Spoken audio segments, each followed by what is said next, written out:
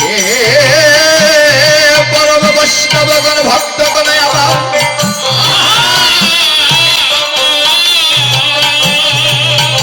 তোমাদের চরণে আবার বিনতি রইল।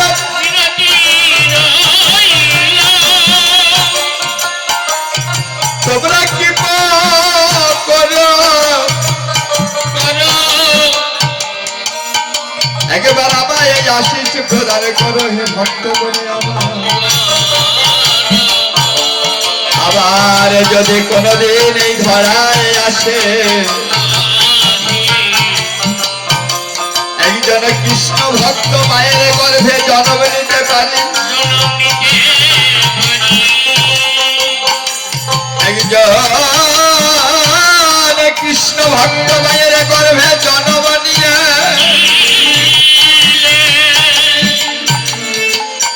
ধরায় আমি সুখে থাকি কিংবা দুঃখে থাকি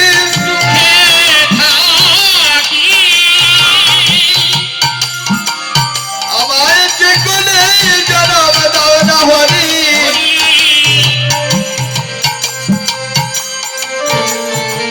আমি যেন এ জন্মে নাই জন্মে জন্মে তোমাদের মতো বিশুদ্ধ বৈষ্ণব ভক্তের চরণে যেন আমি যেন ভক্তের চরণ সেবা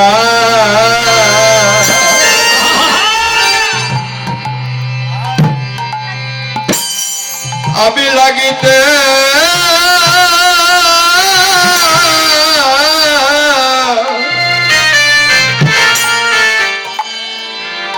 আমি লাগিতে পারি। ভক্তের চরণ সেবায় আমি লাগিতে পারি। আমি যেন ভক্তের চরণ সেবা আমি লাগিতে দেখো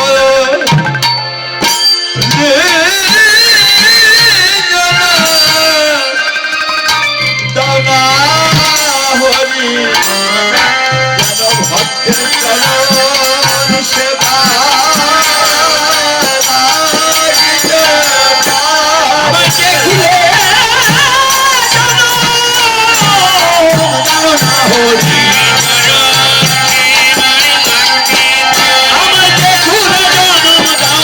হরি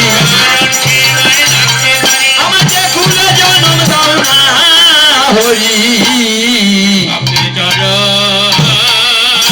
সেবায়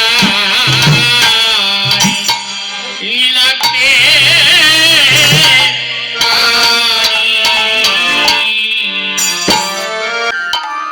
শ্রীরাম বৃন্দাবনে অনাদি রাধি প্রাণ বল্লভ গোবিন্দ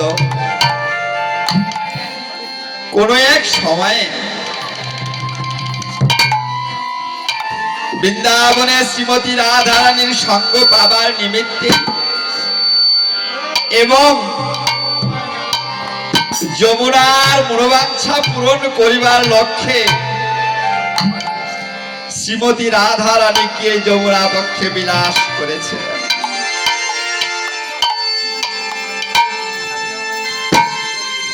শ্রীরাম নবদ্বীপে তদচিত গৌরচন্দ্রিকায় কলির পাবন অবতার ভক্তভাব অঙ্গীকারকারী ভগবান শ্রী গৌরাঙ্গ ব্রজভাবে বিভোর হয়ে নদিয়ায় পারিষদগণ সঙ্গে লয়ে সুরধনী গঙ্গার কোলে উপনীত হয়েছে।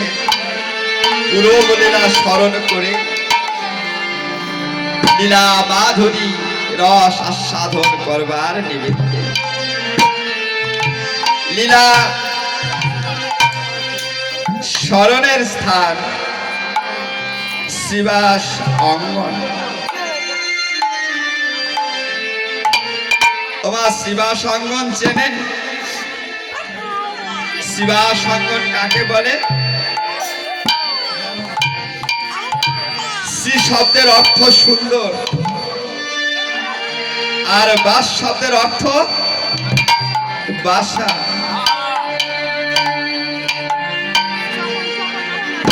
অর্থাৎ যাদের বাসা ভালো, বাসা সুন্দর, সেটাই তো শিবা সঙ্গন, তাই না?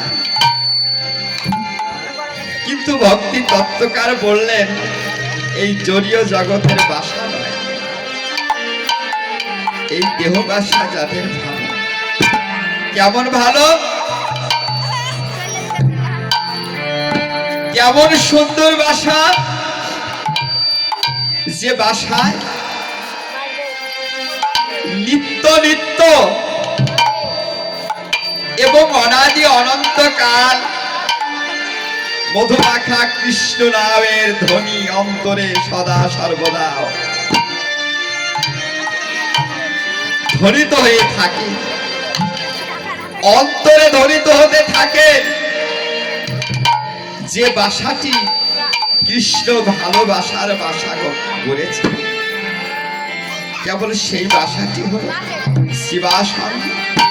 নদিয়ায় শিবা সঙ্গনে হরিনাম সংকীর্তন হয় না? ভক্তের হৃদয় আঙিনা যদি একবার শিবা সঙ্গন করে, নিত্য নিত্য সে আঙিনায় সদা সর্বদা হরিনাম সংকীর্তন হয় এবং হরিনামের ধ্বনি হয়ে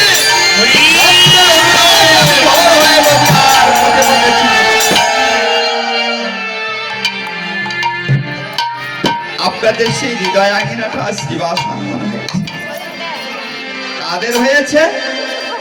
যারা এই অঙ্গনে এসেছে। কারণ যাদের অন্তরে সদা হরিনামের ধ্বনি হয়। বৈষ্ণব কবি বললেন, যারা ভগবানকে এই দেহ মন প্রাণ জীবন যৌবন ওই চরণে ইহকাল জন্মের মতো নিজেকে সঁপে দিয়েছে, কেবল তাদের অন্তরেই তো হরিনামের ধ্বনি হয়। আপনাদের হয়, কিন্তু আমার হয় না। কারণ আমি তো এসেছি পাবনা থেকে। কেন এসেছি জানেন? এই হরিবাসর কমিটি আমায় একটি অঙ্কের টাকা প্রদান করবে। এই টাকার লোভে সুদূর পাবনা থেকে এসেছি। এটা কোন জেলা? চাঁপাইনবাবগঞ্জ জেলায় এসেছি। যদি কমিটি টাকা না দিত তাহলে আমি এখানে আসতাম না। কিন্তু আপনারা কেন এসেছেন এখানে? যেখানে আসলে কমিটি আপনাদের একটি টাকাও দেবে না, ভালো খাবার দিতে পারবে না, ভালো থাকার জায়গা দিতে পারবে না। হ্যাঁ, কিন্তু কেন এসেছে? অনেক দূর দূরান্ত থেকে নিজের পকেটের টাকা খরচ করে এসেছেন ভক্তের আঙিনায়। কেন এসেছেন? এই চাঁদের বাজারে, রসিকের বাজারে, ভক্তের বাজারে এসেছে। কারণ কি জানেন? যাদের প্রাণ কেঁদেছে ব্রজ বলে,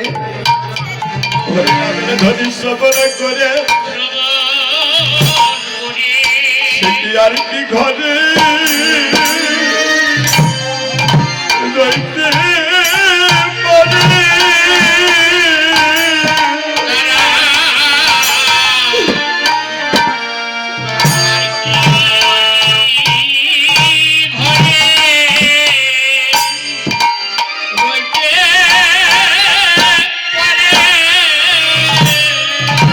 আর কি ঘরে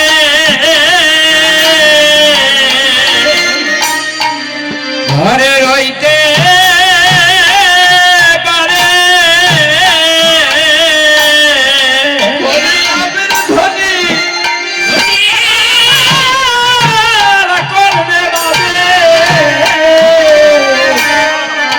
আর কি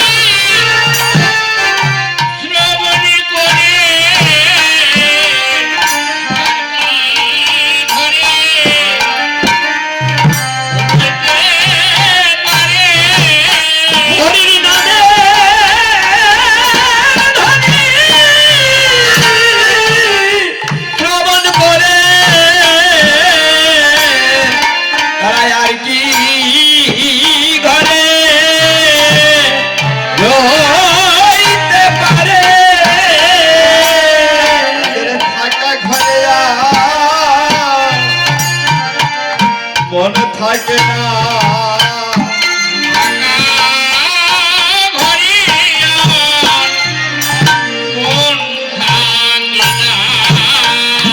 তাদের থাকা ঘরে আর মন থাকে না। যাদের প্রাণ কেঁদেছে ব্রজ বনে, তাদের থাকা ঘরে আর মন থাকে না।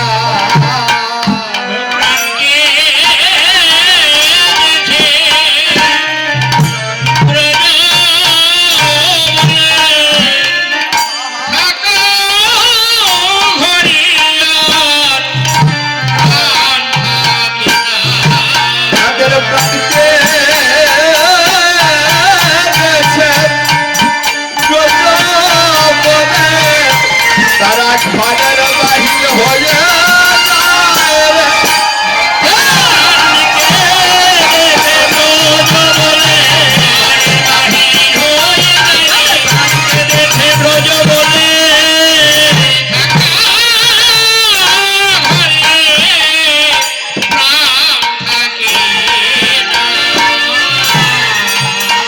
যাদের প্রাণ কেঁদেছে বুঝু বলে, তারা কি আর ওই ঘরে থাকতে পারে? ওই নামের ধ্বনি শ্রবণ করে তারা ঘরে থাকতে পারে না, ছুটে আসে এই বৈষ্ণবের বাজারে। কিন্তু আসিবারও তো একটি বৈশিষ্ট্যের প্রয়োজন আছে, তাই না? বৈষ্ণব বলেছেন কৃষ্ণ কৃপা জগৎময়, আর গুরু কৃপা কোন কোন ভাগ্যবান ভাগ্যবতীর হয়। ভগবান শ্রীহরি ভক্তকে কৃপা করে রেখেছেন, কিন্তু গুরু কৃপা অত সহজে হয় না। গুরু যারে কৃপা করে অসাধ্য ধন সাধন করে, এই অনিত্য দেহ নিত্য করে নিত্য ধামে চলে যায়।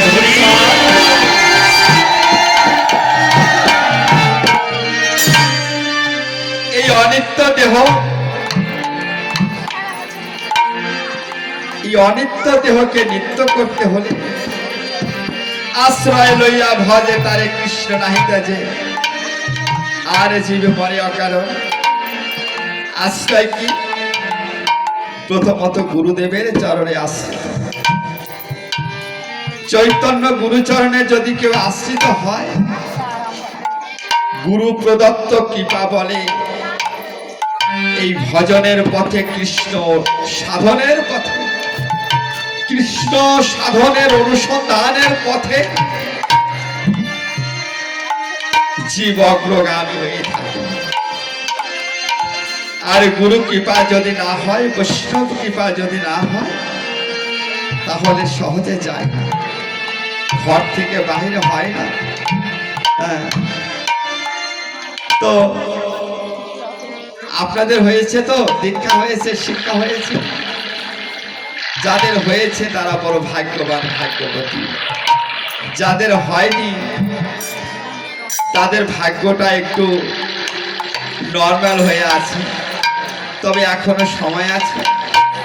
ভক্তের চরণে গুরুচরণে আশ্রিত হবেন, কারণ গুরুচরণ আশ্রিত ভিন্ন। জীবের ভজনের পথ কখনোই প্রশস্ত হয় না এবং গোবিন্দ কৃপা কখনো লাভ হতে পারে। তোমরা ওই চরণে আশ্রিত হয়ে থাকে। এই গুরুদেব কাকে বলা হয়? জগতে তিন শ্রেণীর গুরুদেব আছে। একটি হলো সাধারণ গুরু, আরেকটি হলো নৈতিক গুরু, আরেকটি হলো আধ্যাত্মিক গুরু। এই তিন শ্রেণীর গুরুদেব আছে। সাধারণ গুরুকে, সাধারণ গুরুদেব হলো পিতা মাতা এবং জ্যেষ্ঠ ভ্রাতা। জ্যেষ্ঠ ভ্রাতা বোঝেন তো, অর্থাৎ বড় ভাই, মাতা গুরু, পিতা গুরু, গুরু জ্যেষ্ঠ ভাই, এর চাইতে অধিক গুরু ত্রিজগতে নাই। আমার একজন মাতৃদেবীর গুরুদেবকে, প্রধান গুরুদেব কি মা বলেন তো, আমার একজন মাতৃদেবীর গুরুদেবকে, তার কাছে কোন ব্যক্তিটি স্থান লাভ করেছে? একমাত্র পতি, কারণ পতি তার গুরুদেব। তো একটি কথা মনে পড়লো,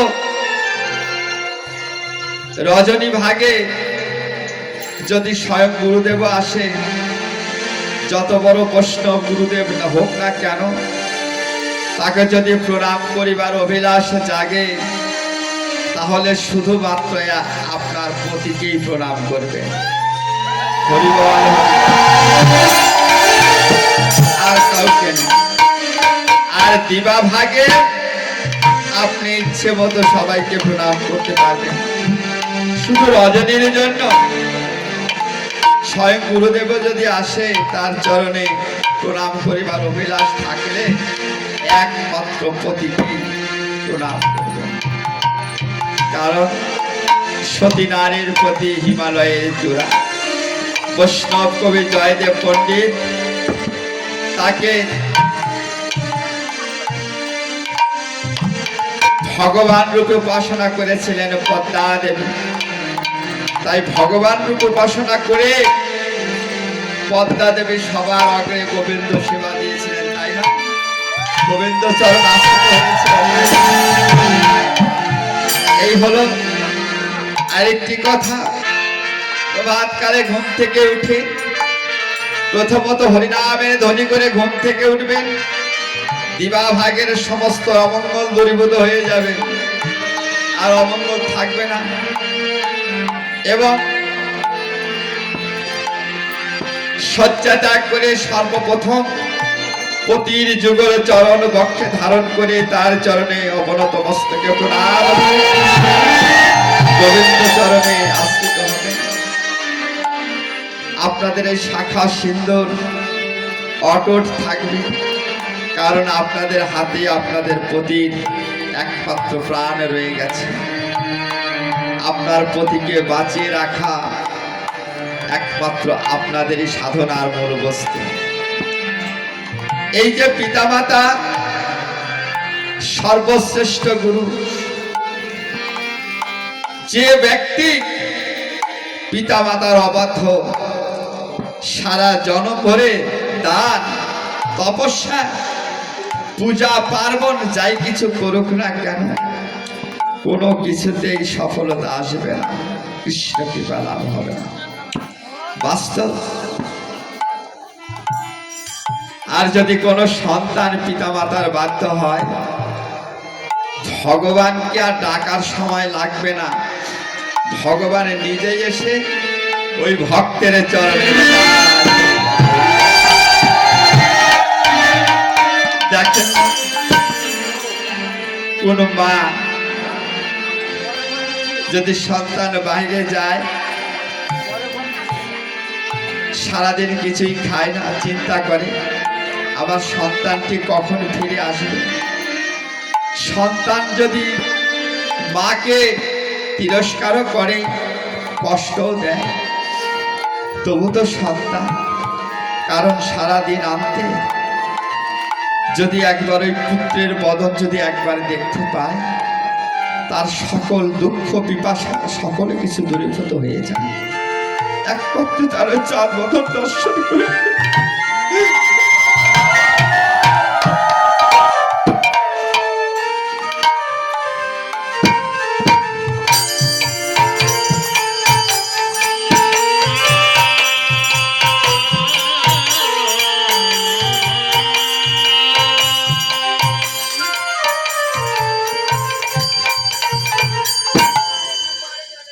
তাই কেউ পিতামাতাকে কষ্ট দেবে না। ওদের কারণে জগতে আলোর মুখ দেখেছি, ভক্ত সঙ্গ করছি, সাধু সঙ্গ করছি। কোথাও যাবার প্রাককালে যদি কোনো ব্যক্তি পিতামাতার চরণে প্রণাম করে আশীর্বাদ নিয়ে যায়, সমস্ত বাধা অতিক্রম করে তার সকল কর্মে সফলতা করে কর্ম সম্পাদন করে আবার ফিরে আসে গৃহে। আর অবাধ্য সন্তান কখনো কাজে সফলতা অর্জন করতে পারে না, কিন্তু পিতা মাতার আশীর্বাদ তার কাছে রয়ে গেছে। এই হলো জগতের সাধারণ গুরু। আর নৈতিক গুরু, এই নৈতিক গুরু হলো আমরা যখন স্কুলে লেখাপড়া করি, আমরা তো অজ্ঞ, অনভিজ্ঞ, অদক্ষ। স্কুলের শিক্ষক আমাদের জ্ঞানের আলো হৃদয়ে প্রজ্বলিত করে দেয়,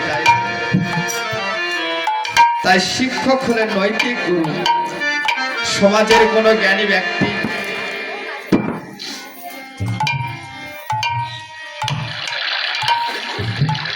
তিনি শিক্ষা দিয়ে থাকেন, তারা হলেন নৈতিক গুরু। আর আধ্যাত্মিক গুরু যিনি ভগবত তত্ত্ব সমৃদ্ধ জ্ঞান, ভগবানকে পাবার উপায়, ভগবানের পথে চলবার উপায়, ভগবানের নৈকট্য লাভের উপায় যিনি প্রদর্শিত করে থাকেন, তিনি হলেন আমাদের সেই আধ্যাত্মিক গুরুদেব। বৈষ্ণব বললেন, গুরু রুষ্ট হইলে কৃষ্ণ রাখিবার নারে, আর কৃষ্ণ রুষ্ট হইলে গুরু রাখিবার পারে। গুরুকে মনুষ্য জ্ঞান কভু না করিবে, যথা হইবে গুরু নিন্দা তথা না যাইবে। তাই এই আধ্যাত্মিক গুরু, প্রথমত সাধারণ গুরু নৈতিক গুরুকে অবলম্বন করে আধ্যাত্মিক গুরুর চরণে আশ্রিত হবে। সাধের এই মানব জন ধন্য হবে।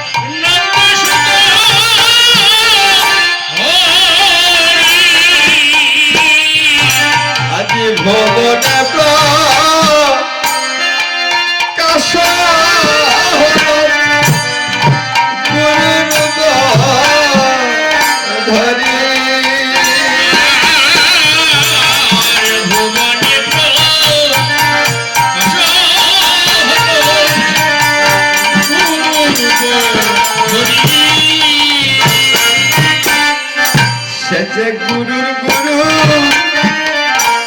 মহাগুরু, সে যে গুরুর গুরু মহাগুরু,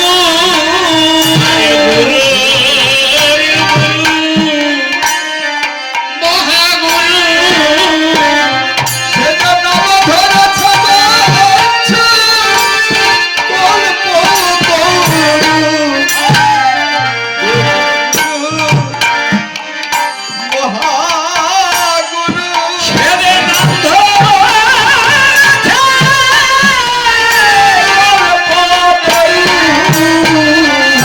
গুরুর গুরু মহাগুরু, সে যে গুরুর গুরু